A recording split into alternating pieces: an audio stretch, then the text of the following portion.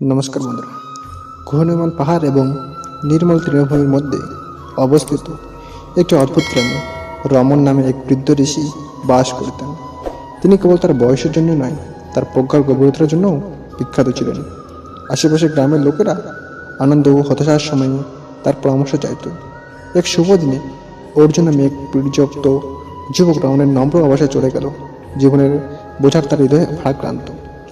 অর্জুন সরল উঠানে প্রবেশ করলেন, যেখানে রমন গভীর চিন্তায় বসেছিলেন।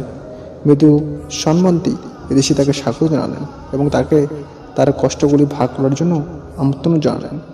অর্জুন যখন তার হৃদয়ে ঢেলে দিয়েছিলেন, রমন ধৈর্য ধরে শুনেছিল। তার চোখ সহানুভূতি প্রতিফলিত হয়ে যা কেবল বছরের পর বছর ধরে আত্মদর্শনে আনতে পারে। কিছুক্ষণ পর রমন বললেন, তার কথাগুলি অভিজ্ঞতার ভার বহন করে, আমার সন্তান, দুঃখের সময় আমাদের পরিথিত উদ্বেগকে অতিক্রম করে এমন জ্ঞানের দিকে ফিরে যাওয়া অপরিহার্য। আপনি কি পবিত্র বাণী এবং বাণী শুনেছেন? অর্জুন মাথা নাড়ল। কৌতূহলী, তবু এই পবিত্র শব্দগুলি সান্ত্বনা দিতে পারে তার জন্য উন্মুক্ত। রমন একটা নির্মল হাসি দিয়ে শ্লোক আবৃত্তি করতে লাগলো। যারা তাদের জীবনে দুঃখ ত্যাগ করে না, তারা একবার হলেও শুনুন। তিনি বললেন, প্রতিটি শব্দ গভীর অনুরোহণ করে। কৌতূহলী অর্জুন রমনকে এই কথা সারমর্ম ব্যাখ্যা করতে অনুরোধ করলেন। ঋষি সর্বদা ধৈর্যশীল ব্যাখ্যার যাত্রা শুরু করেছিলেন। শ্রীকৃষ্ণ মানে আমাদের আনন্দ এবং দুঃখের অস্থিরতা সম্পর্কে শেখায়। আমার সন্তান, রমন শুরু করলেন, জীবন একটি নদীর মতো ক্রমাগত প্রভাবিত এবং পরিবর্তিত হয়। দুঃখ আনন্দের মতো এই প্রভাবের একটি স্বাভাবিক অংশ। তিনি অব্যাহত রেখেছিলেন, কৃষ্ণের শিক্ষা আমাদেরকে বিচ্ছিন্নতা বোধের সাথে জীবনকে আলিঙ্গন করতে উৎসাহিত করে।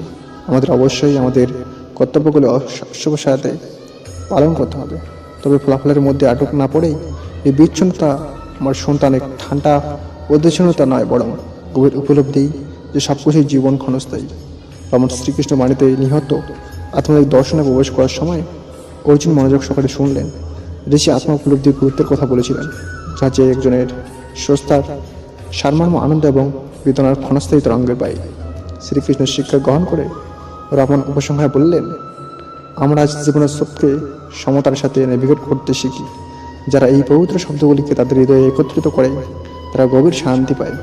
অন্যথায় দীর্ঘস্থায়ী হওয়া দুঃখগুলিকে অতিক্রম করে। সূর্য যখন দিগন্তের নিচে ডুবেছিল, আকাশকে কমলা এবং গোলাপি রঙে আঁকছিল। অর্জুন তার মধ্যে একটি সূক্ষ্ম রূপান্তর অনুভব করেছিলেন।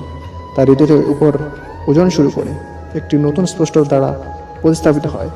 রমণের উঠানে প্রাচীন গাছের নিচে যুবকটির সান্ত্বনা এবং নির্দেশিকা খুঁজতে পেয়েছিল। সংযুক্তি দ্বারা আমার ভক্ত হৃদয়ে জীবনের দুঃখগুলো মোকাবিলা করার একটি পথ আবিষ্কার করেছিল। আর তাই শ্রীকৃষ্ণ বাণীর নিরন্তর জ্ঞান দ্বারা তার এই পবিত্র বাণীতে আশ্রয় প্রার্থনা করেছিলেন, তাদের যাত্রাকে আলোকিত করে করেছিলেন। বন্ধুরা, এরকম আকর্ষণীয় ভিডিও পেতে চ্যানেলটি সাবস্ক্রাইব করে বসে থাকুন। জয় হিন্দ, বন্দে মাতরম, ভারত মাতা কি জয়।